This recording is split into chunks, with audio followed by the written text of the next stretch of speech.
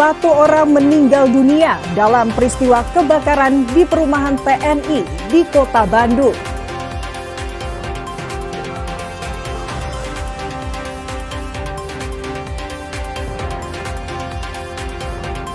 Seorang penumpang merekam detik-detik sebelum pesawat kecelakaan.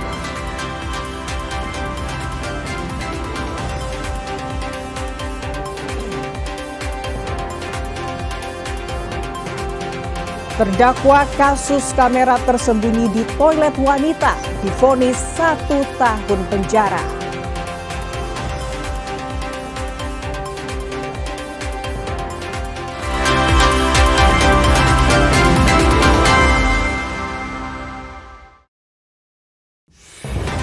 Selamat pagi saudara, selain ketiga informasi utama tadi, kami masih memiliki informasi menarik lainnya.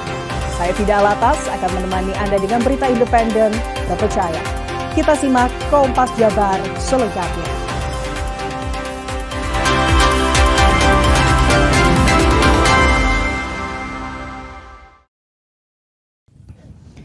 Saudara, kebakaran di kawasan militer Jalan Turangga, Kota Bandung menghanguskan 6 rumah dan menyebabkan 1 orang meninggal dunia. Petugas Damkar Bandung mengerahkan 10 armada ke lokasi. Kebakaran terjadi di kawasan Komplek Militer Angkup Bengrat, Jalan Turangga, Lingkar Selatan, Kecamatan Lengkong, Kota Bandung pada Minggu siang kemarin. Kebakaran mengakibatkan 6 rumah terbakar dan 1 orang meninggal dunia atas nama Zakaria Eka Chandra, 23 tahun, yang korban merupakan anak berkebutuhan khusus. Dinas Pemadam Kebakaran Kota Bandung yang mendapatkan laporan pukul 10:52 langsung terjun ke lokasi kebakaran dengan mengerahkan 10 armada damkar untuk memadamkan api. Menurut Leon, Kabid Pemadam Kebakaran Kota Bandung, penyebab kebakaran masih dalam penyelidikan. Di lokasi 10.57 dengan respon time 5 menit. Yang terbakar 6 petak rumah, dari 7 petak, 1 petak terselamatkan. Yang kami lihat memang api sudah membesar, kemudian ada korban dengan keterangan atas nama Zakaria Eka Chandra, jenis kelamin laki-laki, usia 23 tahun, yang bersangkutan dengan pernyataan dari orang tuanya adalah anak dengan berkebutuhan khusus dan sudah dilarikan ke Rumah Sakit Sartika Asih. Kasus meninggalnya seorang balita berusia 4 tahun, warga asal Selawi, Kabupaten Garut, menyita perhatian publik setelah videonya viral di media sosial. Balita berinisial R ini meninggal dunia, diduga akibat tindak kekerasan.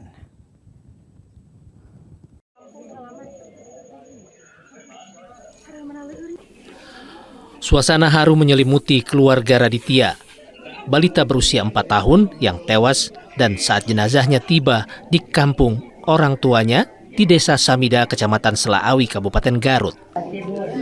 Tangis keluarga dan kerabat pun pecah saat jenazah diturunkan dari ambulans. Warga turut memadati area rumah duka sebagai bentuk dukungan moral kepada keluarga almarhum. Kedatangan jenazah Raditya menandai selesainya proses otopsi yang dilakukan oleh penyidik Polrestabes Bandung. Otopsi dilakukan untuk mengungkap penyebab pasti kematian balita berusia 4 tahun ini. Jenazahnya dimakamkan di kampung orang tuanya di kawasan Desa Samida, Kecamatan Selaawi, Garut.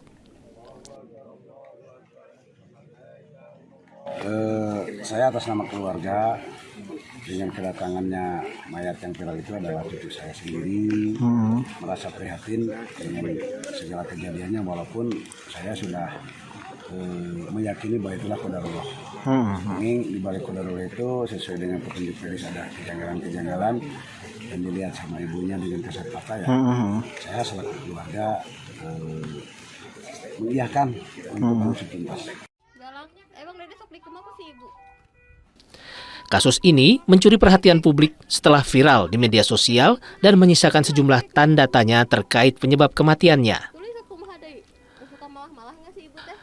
Sementara itu, saudara, Video memilukan yang beredar di media sosial ini sengaja kami samarkan, yang memperlihatkan kondisi almarhum sedang mendapatkan perawatan medis di salah satu rumah sakit di Kota Bandung.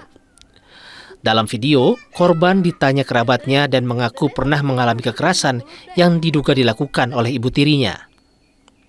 Menurut keluarga korban, selama ini korban tinggal bersama ayah kandung dan ibu tirinya di Bandung. Informasi awal yang diterima keluarga menyebutkan korban terjatuh di kamar mandi, namun kondisi luka di tubuh korban dinilai janggal. Kelihatannya itu kenapa jatuh sampai ke bocok-bocok kecil, kecurigaan gitu.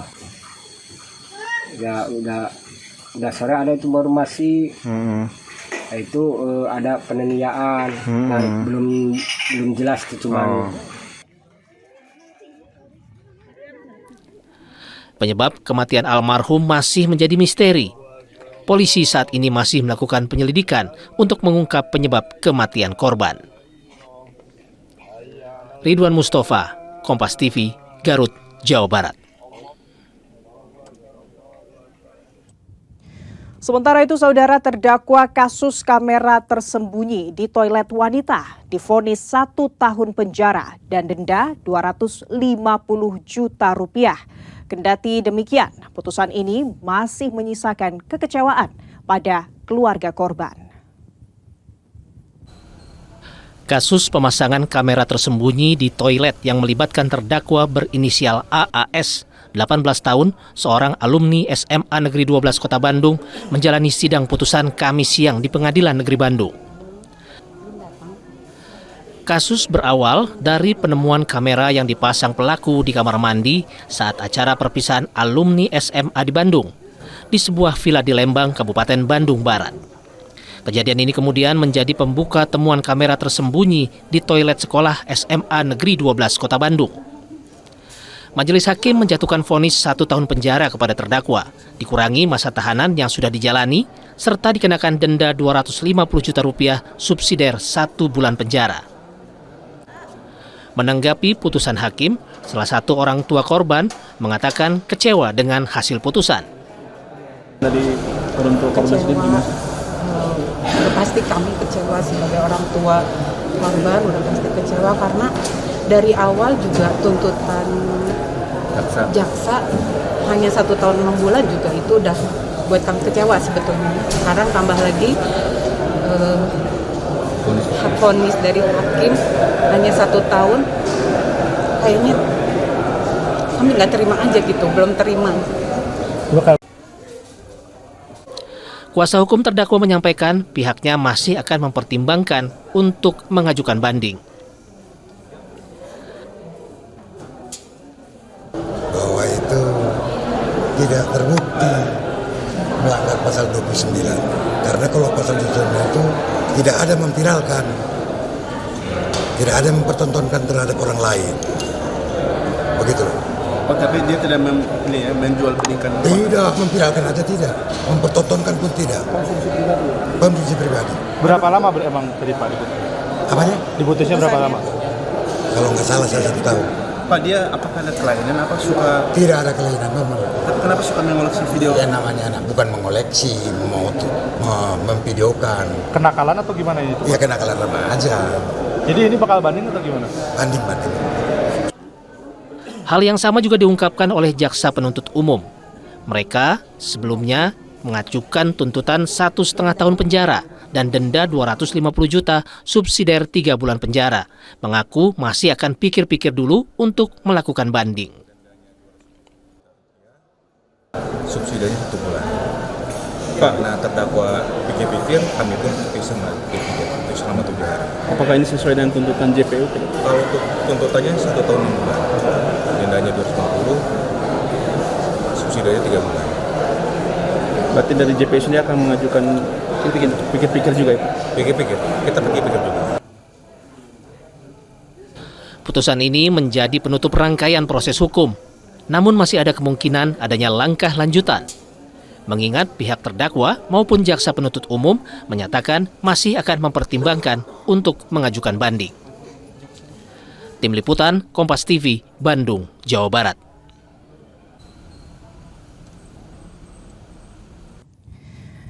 Kementerian Kehutanan menutup puluhan lubang tambang dan membongkar fasilitas peti di wilayah Cisolok, Kabupaten Sukabumi. Penertiban dilakukan untuk mencegah kerusakan ekosistem hutan dan ancaman bencana bagi warga di hilir.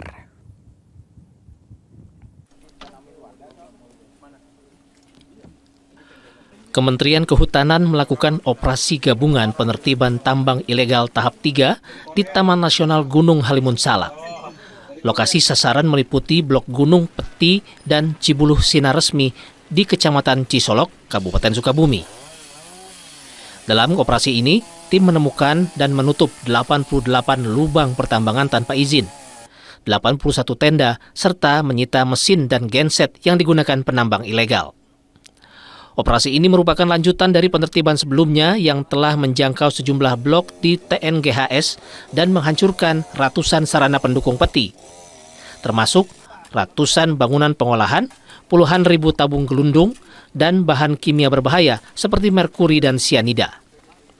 Penertiban menjadi prioritas karena aktivitas peti di hulu sungai mengancam keseimbangan ekosistem hutan, memicu risiko longsor dan banjir bandang, serta mencemari air yang digunakan masyarakat di hilir.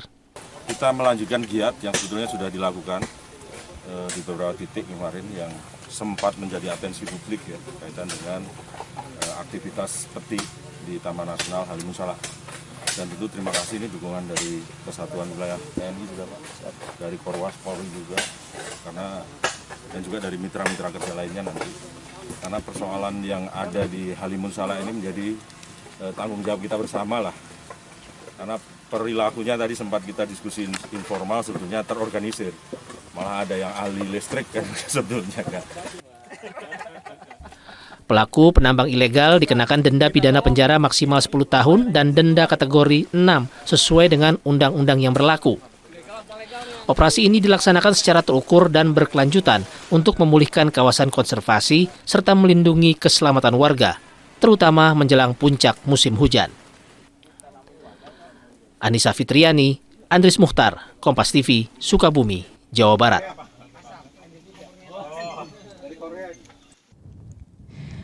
Saudara petugas WUSH jalani tes urin secara acak di Stasiun Halim dan Stasiun Tegaluar. Kegiatan ini dilakukan sebagai bentuk pengawasan kesehatan dan kesiapan SDM menjelang Natal dan Tahun Baru.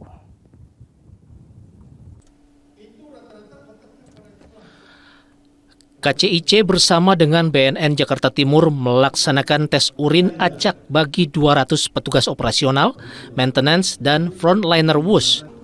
Pemeriksaan mencakup deteksi berbagai jenis narkotika seperti ganja, amfetamin, metafetamin, kokain, ekstasi, hingga benzodiazepin. Kegiatan ini dilakukan sebagai bagian dari upaya KCIC untuk memastikan kesiapan layanan jelang periode Natal dan Tahun Baru, dan juga untuk memastikan seluruh petugas yang bertugas di lapangan dalam kondisi sehat dan bebas narkoba. Menjelang peningkatan volume penumpang pada masa libur Natal 2025 dan Tahun Baru 2026. Tes urin secara acak ini menjadi bagian dari komitmen KCIC untuk menjaga keselamatan operasional WUSH tetap selamat, aman, dan juga nyaman. Selain pemeriksaan urin, BNN juga memberikan penyuluhan mengenai bahaya penyalahgunaan narkoba di lingkungan kerja sebagai bentuk edukasi kepada para petugas. Kepala BNN Komjen Suyudi Ariseto mengapresiasi kegiatan tes urin ini agar pelayanan kepada penumpang berjalan dengan baik. Pelayanan yang terbaik tentunya dimulai dari internal pegawainya agar betul-betul meyakinkan di dalam pelayanan kepada masyarakat di bidang transportasi kereta ini dapat berjalan dengan baik, sehat, ya. Tidak ada yang terpapar atau positif di dalam tes urinnya, sehingga betul-betul ini bisa menjadi role model percontohan untuk perusahaan di jasa transportasi di Indonesia, baik di darat, laut maupun di udara. KCIC memastikan pemeriksaan kesehatan petugas menjadi salah satu komitmen utama karena petugas memegang peran penting dalam memastikan pengoperasian WUS berlangsung dengan selamat. Tim Liputan, Kompas TV, Bandung, Jawa Barat. Saudara, seorang penumpang merekam detik-detik sebelum pesawat kecelakaan. Informasi selengkapnya usai jeda saudara, tetaplah di Kompas Jata.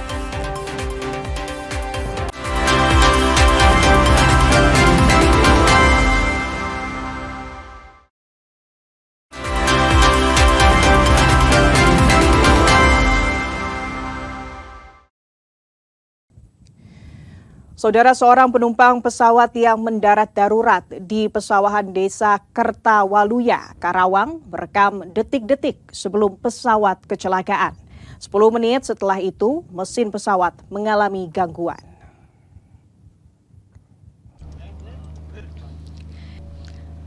Inilah video yang beredar viral di media sosial yang direkam salah satu awak pesawat dalam rekaman berdurasi 1 menit 27 detik. Terlihat pesawat saat masih di landasan, percakapan pilot dan penumpang, hingga pesawat berada di atas. Sebelum terbang pada Jumat sekitar pukul 9 waktu Indonesia Barat, Quality and Safety Manager serta Direktorat Kelaikan-Udaraan dan Pengoperasian Pesawat Udara pada Direktorat Jenderal Perhubungan Udara melakukan uji kelaikan di Bandara Budiarto Curug. Saat itu, pesawat dinyatakan layak terbang.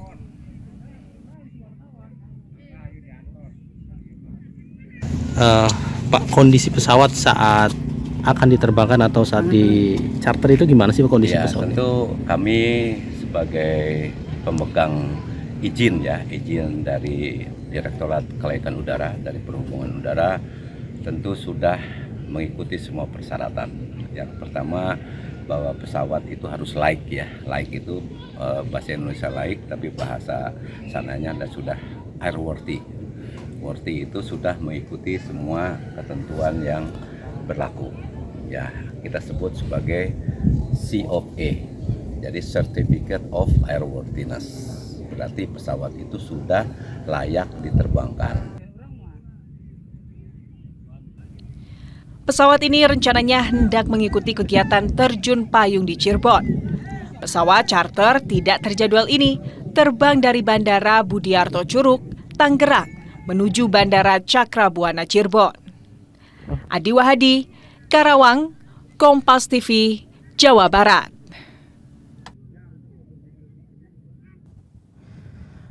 Kondisi kelima penumpang pesawat BRO Skydive Indonesia PKWMP yang mendarat darurat di tengah sawah desa Kertawaluya, Karawang dalam kondisi baik. Hanya satu penumpang yang mengalami luka ringan pada tangan dan saat ini telah dipulangkan ke rumah masing-masing.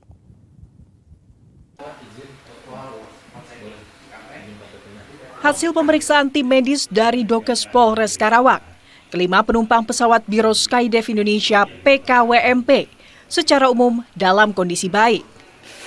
Meski satu penumpang mengalami luka pada bagian tangan, namun hanya luka ringan dan tidak perlu mendapatkan tindakan medis lanjutan atau tidak perlu dirujuk ke rumah sakit. Kelima awak pesawat diantaranya Eko Agus Nugroho selaku pilot, Rizky Dwi Andrea selaku teknisi, Nur Andi Lesmana selaku teknisi, Wilmar Eko Bariano selaku kru, dan Ibnu Barkah Romadioni selaku kru.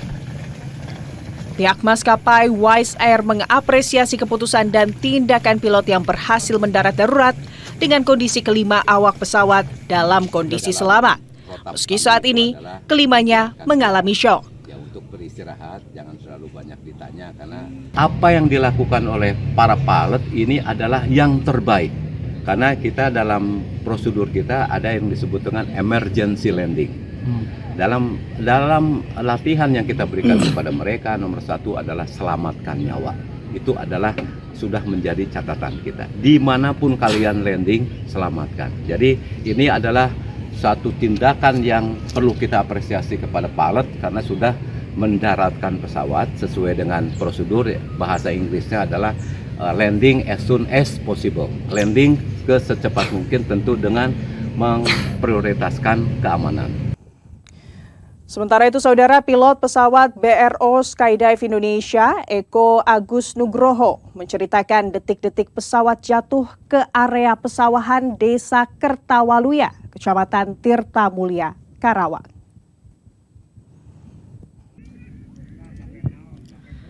Pesawat berangkat dari Tangerang dengan rute menuju Cirebon pada Jumat pukul 13.50 waktu Indonesia Barat.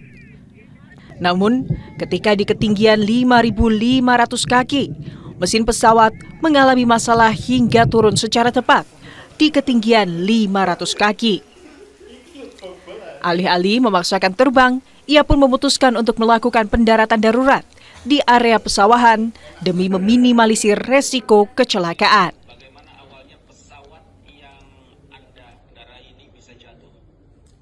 Pesawat dengan registrasi Papa Kilo Meski Mike Papa berangkat dari Bandara Budiarto, Tangerang sekitar pukul 13.50 waktu Indonesia Barat dengan cruising altitude di 5.500 feet. Setelah melewati poin Barus, ada sedikit, bukan sedikit, ada technical problem terkait dengan engine.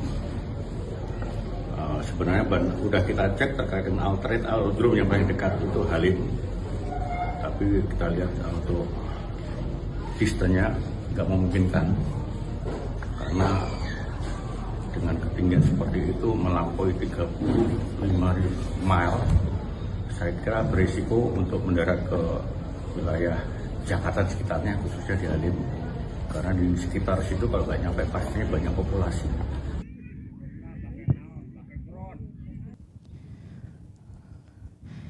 Pesawat BRO Skydive Indonesia PKWMP yang mendarat darurat di tengah sawah di Desa Kertawaluya hingga hari ketiga belum dievakuasi.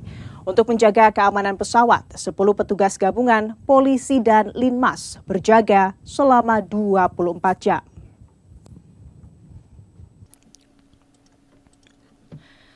Pantauan udara pesawat Biro Skydive Indonesia PKWMP hingga hari ketiga pasca kecelakaan belum juga dievakuasi.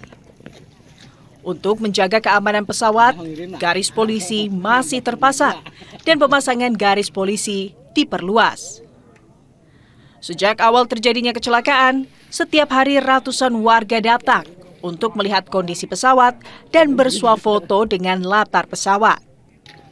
Selain itu, ada 10 petugas yang berjaga di lokasi selama 24 jam untuk memastikan keamanan badan pesawat. Berdasarkan keterangan dari pihak maskapai Wise Air, badan pesawat ini sudah menjadi milik pihak asuransi, sehingga untuk waktu dan teknik evakuasi diserahkan kepada pihak asuransi.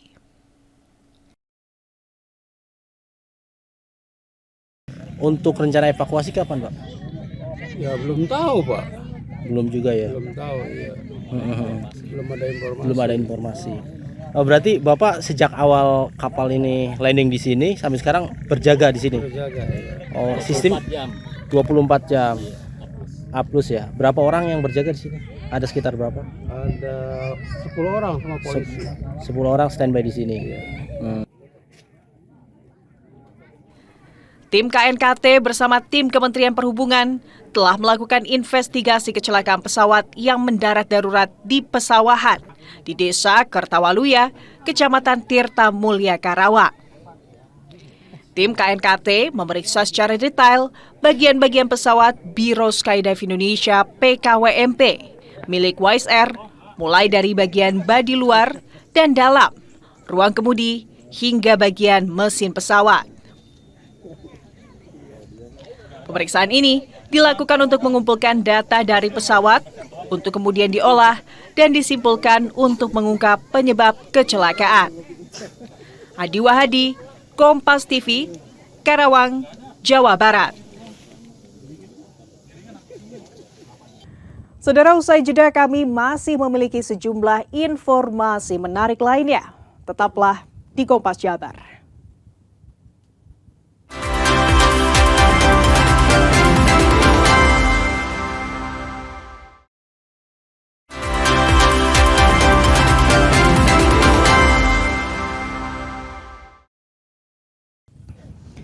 Saudara, kebakaran di kawasan militer Jalan Turangga, Kota Bandung menghanguskan 6 rumah dan menyebabkan 1 orang meninggal dunia. Petugas Damkar Bandung mengerahkan 10 armada ke lokasi.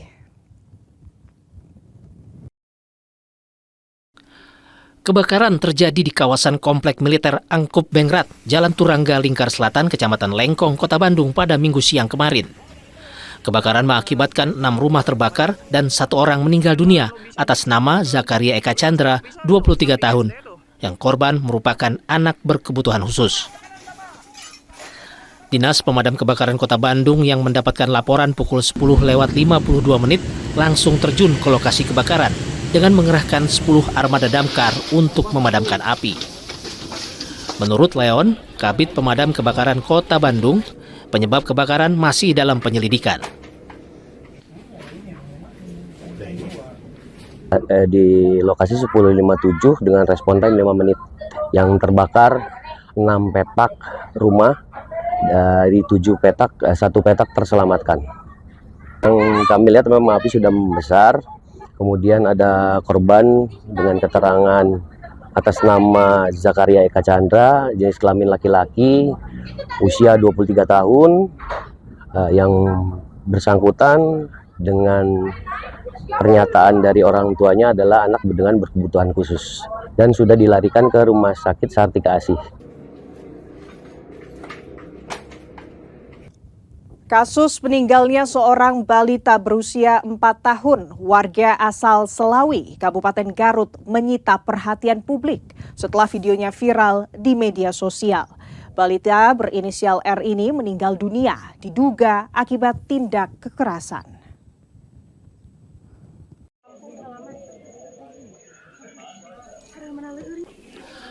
Suasana haru menyelimuti keluarga Raditya, balita berusia 4 tahun yang tewas dan saat jenazahnya tiba di kampung orang tuanya di Desa Samida, Kecamatan Selaawi, Kabupaten Garut. Tangis keluarga dan kerabat pun pecah saat jenazah diturunkan dari ambulans. Warga turut memadati area rumah duka sebagai bentuk dukungan moral kepada keluarga almarhum. Kedatangan jenazah Raditya menandai selesainya proses otopsi yang dilakukan oleh penyidik Polrestabes Bandung. Otopsi dilakukan untuk mengungkap penyebab pasti kematian balita berusia 4 tahun ini. Jenazahnya dimakamkan di kampung orang tuanya di kawasan Desa Samida, Kecamatan Selaawi, Garut. Saya atas nama keluarga, dengan kedatangannya mayat yang viral itu adalah cucu saya sendiri, merasa prihatin dengan segala kejadiannya, walaupun saya sudah meyakini bahwa itulah qadarullah. Ini di balik qadarullah itu sesuai dengan petunjuk medis ada kejanggalan-kejanggalan dan dilihat sama ibunya dengan kasat mata ya. Saya selaku keluarga mengiyakan untuk mengusut tuntas. Kasus ini mencuri perhatian publik setelah viral di media sosial dan menyisakan sejumlah tanda tanya terkait penyebab kematiannya. Sementara itu, saudara, video memilukan yang beredar di media sosial ini sengaja kami samarkan, yang memperlihatkan kondisi almarhum sedang mendapatkan perawatan medis di salah satu rumah sakit di Kota Bandung. Dalam video, korban ditanya kerabatnya dan mengaku pernah mengalami kekerasan yang diduga dilakukan oleh ibu tirinya. Menurut keluarga korban, selama ini korban tinggal bersama ayah kandung dan ibu tirinya di Bandung. Informasi awal yang diterima keluarga menyebutkan korban terjatuh di kamar mandi, namun kondisi luka di tubuh korban dinilai janggal. Kelihatannya itu kenapa jatuh sampai ke bocok-bocok kecil, kecurigaan gitu. Ya udah sore ada itu baru masih itu ada penganiayaan. Nah, belum jelas itu cuman. Penyebab kematian almarhum masih menjadi misteri. Polisi saat ini masih melakukan penyelidikan untuk mengungkap penyebab kematian korban. Ridwan Mustafa, Kompas TV, Garut, Jawa Barat. Sementara itu, saudara, terdakwa kasus kamera tersembunyi di toilet wanita divonis 1 tahun penjara dan denda 250 juta rupiah. Kendati demikian, putusan ini masih menyisakan kekecewaan pada keluarga korban. Kasus pemasangan kamera tersembunyi di toilet yang melibatkan terdakwa berinisial AAS, 18 tahun, seorang alumni SMA Negeri 12 Kota Bandung, menjalani sidang putusan Kamis siang di Pengadilan Negeri Bandung. Kasus berawal dari penemuan kamera yang dipasang pelaku di kamar mandi saat acara perpisahan alumni SMA di Bandung, di sebuah villa di Lembang, Kabupaten Bandung Barat. Kejadian ini kemudian menjadi pembuka temuan kamera tersembunyi di toilet sekolah SMA Negeri 12 Kota Bandung. Majelis Hakim menjatuhkan vonis 1 tahun penjara kepada terdakwa, dikurangi masa tahanan yang sudah dijalani, serta dikenakan denda 250 juta rupiah subsidiar 1 bulan penjara. Menanggapi putusan hakim, salah satu orang tua korban mengatakan kecewa dengan hasil putusan. Dari orang tua korban sendiri gimana? Pasti kami kecewa sebagai orang tua korban, udah pasti kecewa karena dari awal juga tuntutan jaksa hanya 1 tahun 6 bulan juga itu udah buat kami kecewa sebetulnya. Sekarang tambah lagi vonis dari hakim hanya 1 tahun, kayaknya kami nggak terima aja gitu, belum terima. Kuasa hukum terdakwa menyampaikan pihaknya masih akan mempertimbangkan untuk mengajukan banding.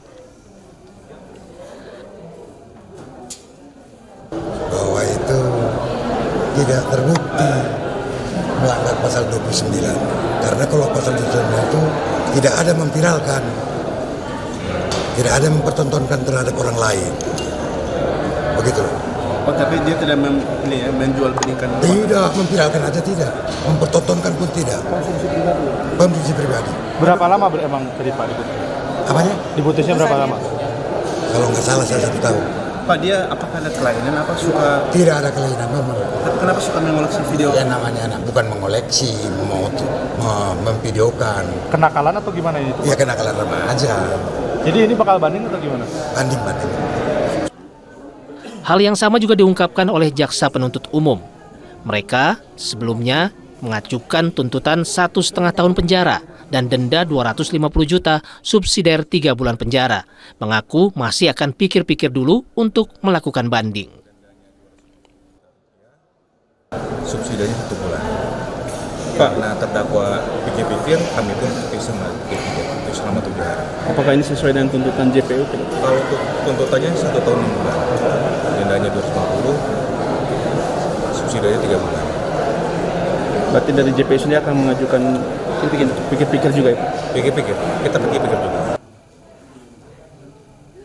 Putusan ini menjadi penutup rangkaian proses hukum, namun masih ada kemungkinan adanya langkah lanjutan. Mengingat pihak terdakwa maupun jaksa penuntut umum menyatakan masih akan mempertimbangkan untuk mengajukan banding. Tim Liputan, Kompas TV, Bandung, Jawa Barat.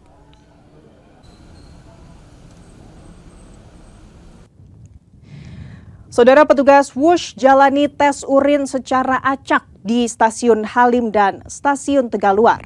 Kegiatan ini dilakukan sebagai bentuk pengawasan kesehatan dan kesiapan SDM menjelang Natal dan Tahun Baru.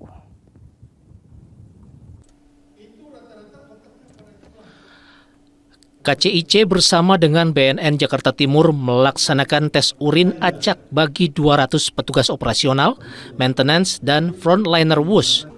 Pemeriksaan mencakup deteksi berbagai jenis narkotika seperti ganja, amfetamin, metafetamin, kokain, ekstasi, hingga benzodiazepin.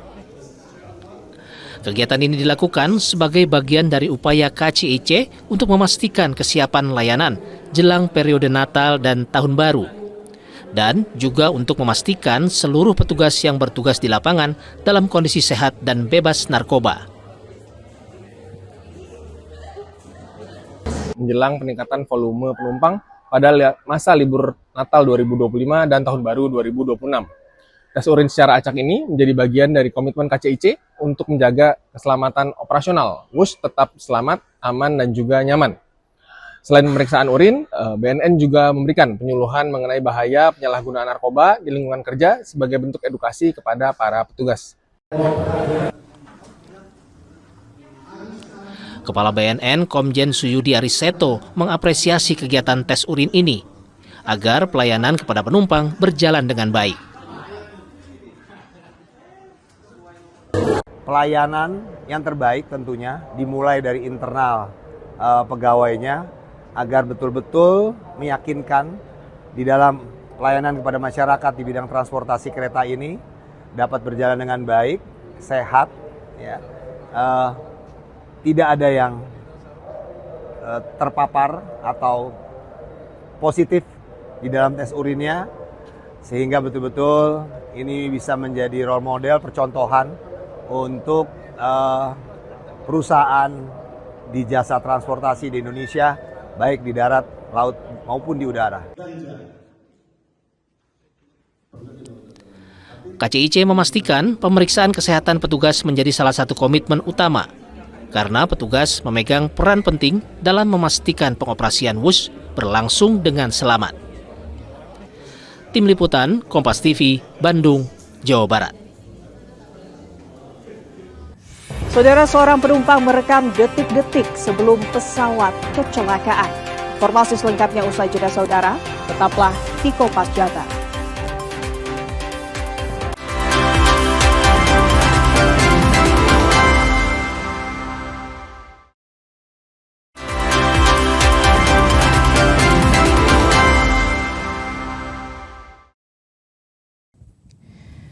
Saudara, seorang penumpang pesawat yang mendarat darurat di pesawahan desa Kertawaluya, Karawang, merekam detik-detik sebelum pesawat kecelakaan. 10 menit setelah itu, mesin pesawat mengalami gangguan.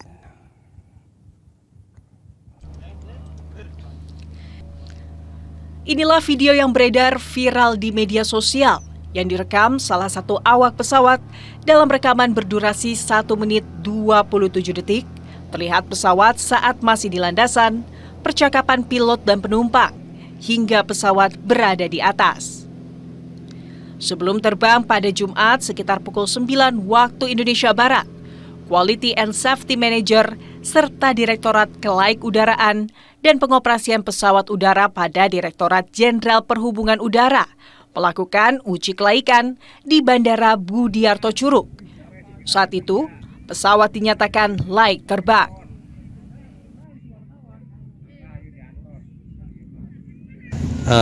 Pak, kondisi pesawat saat akan diterbangkan atau saat di charter itu gimana sih Pak, kondisi pesawat? Tentu kami sebagai pemegang izin dari Direktorat Kelaikan Udara, dari Perhubungan Udara, tentu sudah mengikuti semua persyaratan. Yang pertama, bahwa pesawat itu harus laik ya. Laik itu bahasa Indonesia laik, tapi bahasa sananya sudah airworthy. Worthy itu sudah mengikuti semua ketentuan yang berlaku. Ya, kita sebut sebagai COA. Jadi Certificate of Airworthiness. Berarti pesawat itu sudah layak diterbangkan. Pesawat ini rencananya hendak mengikuti kegiatan terjun payung di Cirebon. Pesawat charter tidak terjadwal ini terbang dari Bandara Budiarto Curug, Tangerang, menuju Bandara Cakrabuana Cirebon. Adi Wahadi, Karawang, Kompas TV, Jawa Barat.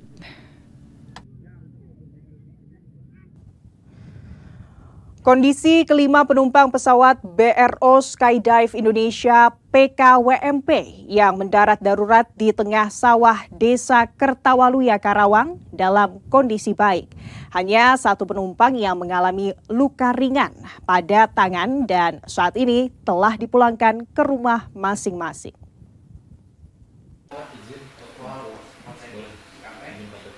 Hasil pemeriksaan tim medis dari Dokes Polres Karawang, kelima penumpang pesawat Biro Skydive Indonesia PKWMP secara umum dalam kondisi baik.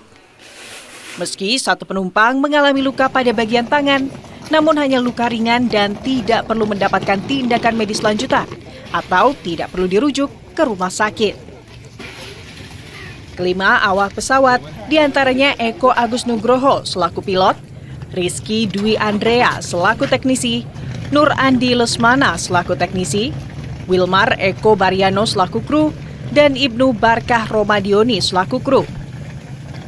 Pihak maskapai Wise Air mengapresiasi keputusan dan tindakan pilot yang berhasil mendarat darurat dengan kondisi kelima awak pesawat dalam kondisi selamat. Meski saat ini kelimanya mengalami syok. Untuk beristirahat, jangan terlalu banyak ditanya karena apa yang dilakukan oleh para pilot ini adalah yang terbaik. Karena kita dalam prosedur kita ada yang disebut dengan emergency landing. Dalam latihan yang kita berikan kepada mereka, nomor satu adalah selamatkan nyawa. Itu adalah sudah menjadi catatan kita. Dimanapun kalian landing, selamatkan. Jadi ini adalah satu tindakan yang perlu kita apresiasi kepada pilot karena sudah mendaratkan pesawat sesuai dengan prosedur. Bahasa Inggrisnya adalah landing as soon as possible. Landing ke secepat mungkin, tentu dengan memprioritaskan keamanan. Sementara itu, Saudara, pilot pesawat BRO Skydive Indonesia, Eko Agus Nugroho, menceritakan detik-detik pesawat jatuh ke area pesawahan Desa Kertawaluya, Kecamatan Tirta Mulia, Karawang.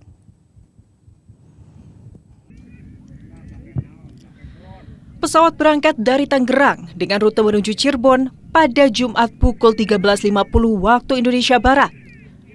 Namun, ketika di ketinggian 5.500 kaki, mesin pesawat mengalami masalah hingga turun secara tepat di ketinggian 500 kaki. Alih-alih memaksakan terbang, ia pun memutuskan untuk melakukan pendaratan darurat di area pesawahan demi meminimalisir resiko kecelakaan.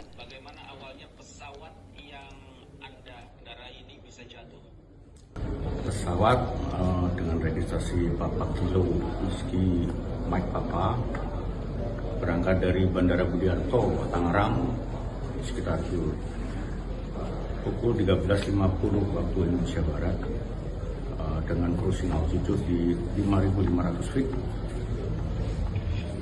Setelah melewati poin Barus,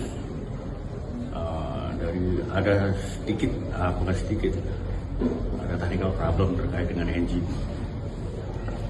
Sebenarnya udah kita cek terkait dengan alternate aerodrome yang paling dekat itu Halim, tapi kita lihat untuk distance-nya nggak memungkinkan karena dengan ketinggian seperti itu melampaui 35 mile, saya kira berisiko untuk mendarat ke wilayah Jakarta sekitarnya, khususnya di Halim, karena di sekitar situ kalau nggak nyampe pastinya banyak populasi. Saudara, usai jeda kami masih memiliki sejumlah informasi menarik lainnya. Tetaplah di Kompas Jabar.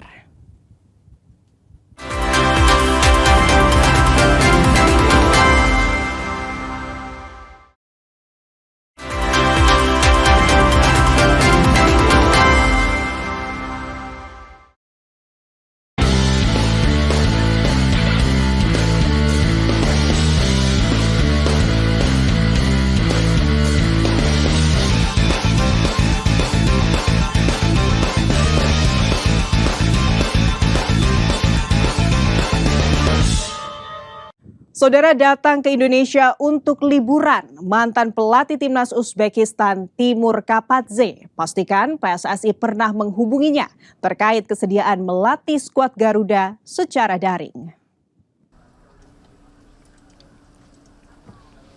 Sosok Timur Kapadze merupakan salah satu nama yang digadang-gadang jadi calon pelatih timnas Indonesia.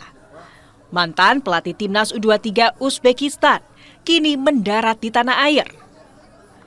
Bersama penggemar timnas, Effendi Ghazali, Timur melaksanakan sholat Jumat di Masjid Istiqlal. Dalam kesempatan konferensi pers, Timur Kapadze bilang kedatangannya ke Indonesia dalam rangka liburan. Lebih tepatnya, menjadi duta pariwisata Uzbekistan Indonesia. Hingga saat ini tak ada agenda resmi wawancara dengan PSSI terkait jabatan calon pelatih timnas. Federasyondan albatta chiqishdi. Sumarji degan inson bilan просто xohishini xohishini bilish uchun qildi. Xohish bormi yo'qmi degan narsani boshqa narsa qilmagan. Undan keyin gaplashishgan.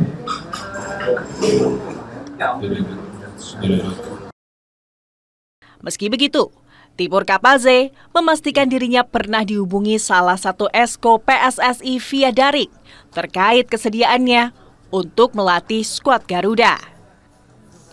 Usai dari Jakarta, Timur Kapaze dijadwalkan menuju Lombok untuk berlibur.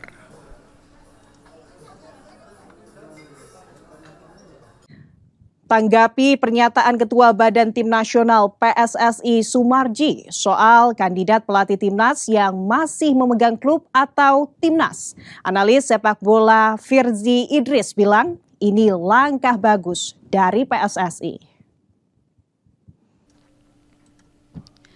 Ketua BTN PSSI mengkonfirmasi ada 5 nama kandidat pelatih timnas yang masih digodok. PSSI enggan membocorkan identitas karena mereka masih menangani klub dan timnas saat ini. Menurut Firzi, ini jadi langkah yang cukup maju dari PSSI. Pasalnya, kini PSSI tidak mengambil pelatih yang dalam tanda kutip menganggur. Praktis, 5 sosok ini masih memiliki kemampuan melatih dan manajerial tim kekinian, mengingat masih membesut sebuah tim. Terkait Timur Kapaze yang datang ke Indonesia, Firzi bilang ini bisa dikatakan bukan agenda dari PSSI, sehingga belum bisa dipastikan mantan pelatih timnas Uzbekistan U23 merupakan calon terkuat. Firzi menilai idealnya sosok pelatih timnas diumumkan setidaknya pada Januari 2026 agar bisa mempersiapkan tim pada FIFA Matchday Maret dan agenda Piala AFF. Memang PSSI menargetkan bahwa sebelum ronde Maret itu sudah pasti ada pelatih baru. Dan kalau kita lihat timeline yang kemarin, bisa jadi timelinenya sama seperti Coach Patrick, yaitu diumumkan pada paling late itu awal Januari. Dalam pencarian pelatih ini, Pak Marji juga bilang, mungkin aja ada yang nggak cocok dari 5 nama itu, mungkin aja diganti, mungkin aja di rapat Exco ada masukan-masukan tertentu yang membuat nama-nama itu jadi pertimbangan tambahan. Saudara Menpora Erick Thohir mengungkapkan persiapan kontingen Indonesia menuju SEA Games 2025 Thailand. Menpora targetkan tim sepak bola di SEA Games raih medali perak sesuai yang diusulkan PSSI. Anggaran SEA Games 2025 sudah mencapai 66 miliar rupiah dengan total 996 atlet yang akan bertolak secara bertahap ke Thailand Desember nanti. Di SEA Games Thailand, Indonesia menargetkan mempertahankan peringkat 3 Asia Tenggara. Sementara terkait cabang olahraga sepak bola putra, Menpora tegaskan armada Indra Syafri hanya ditargetkan meraih medali perak. Di SEA Games 2023 Kamboja, Garuda Muda memutus puasa gelar 32 tahun dengan memboyong medali emas. Dari sepak bola sendiri, dari hasil evaluasi daripada tim Kemenpora, kemarin kalau tidak salah PSSI mengusulkan putrinya perunggu kalau tidak salah. Ya Pak Surono ya. Lalu di putranya kemarin kalau tidak salah perak targetnya gitu. Jadi seperti itu yang disampaikan kepada kami dari hasil evaluasi. Timnas U22 telah melakoni 2 laga uji coba melawan India 10 dan 13 Oktober. Sementara pekan lalu, Ivar Jenner dan kolega jumpa tim ranking 54 dunia FIFA, Mali, pada 15 dan 18 November. 2 uji coba ini diharapkan menjadi bekal Garuda Muda untuk menjawab target pemerintah di Thailand Desember nanti. Rinin Taniken, Alfa Farid, Kompas TV, Jakarta.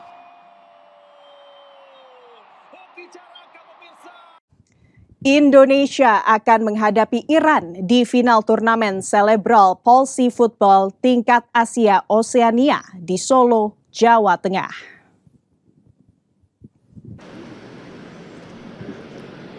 Indonesia tengah berada dalam semangat tinggi usai memastikan lolos ke Piala Dunia Cerebral Palsy Football. 3 kali menang atas tim yang rankingnya jauh di atas Indonesia membuat pasukan Garuda CP sangat optimis. Di atas kertas, Iran yang akan menjadi lawan di final tingkat Asia Oseania memang lebih diunggulkan. Menang di duel final dari sang juara bertahan Piala Dunia CP Football tentu akan membuat armada Yanuar Duma mencipta sejarah baru. Sejumlah strategi disiapkan pelatih Yanuar Duma untuk membawa Garuda CP terbang tinggi di duel final. Kita akan seperti yang biasanya, kita akan menyiapkan plan A, plan B, sampai plan C dan sebagainya. Kita banyak sekali plan yang akan kita lakukan. Saudara, Indonesia meloloskan 7 wakil di semifinal Australia Open 2025. Nomor ganda putra bahkan sudah memastikan 1 pasangan di final.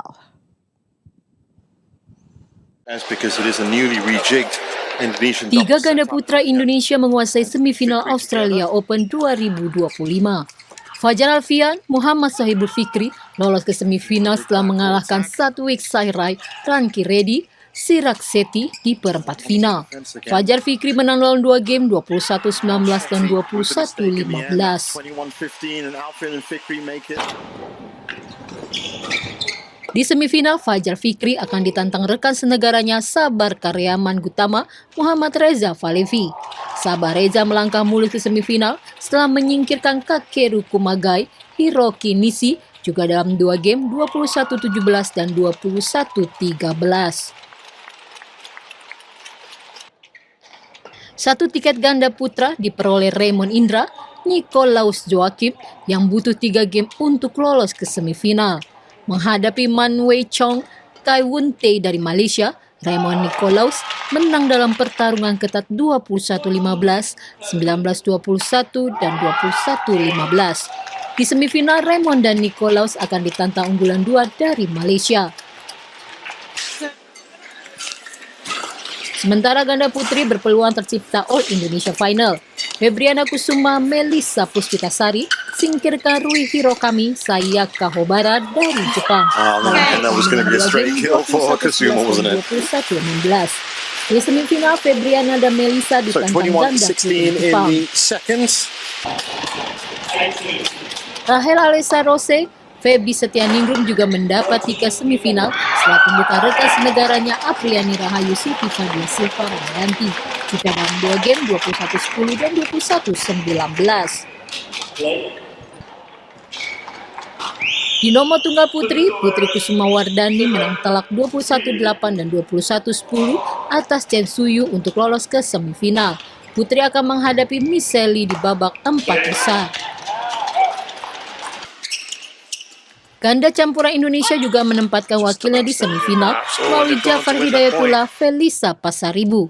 Unggulan kedua ini mengalahkan Matias Christiansen, Alexandra dalam pertarungan 3 game 17-21, 21-16, dan 21-13.